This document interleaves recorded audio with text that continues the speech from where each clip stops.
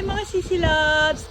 Ang sarap ng weather. Oh. Tingnan niyo yung langit. Grabe. Nasa loob ako ng bahay tapos sumilip ako sa bintana. Sabi ko bakit ang red ng sky. Ayan siya. Oh. Ang ganda. Oh, diba? Sarap ng hangin. Para siyang painting.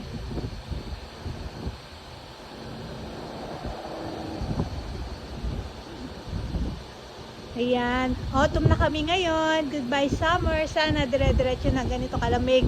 Dahil pag summer, naku, sumasakit ang ulo ko. Nawawala ako palagi sa mood.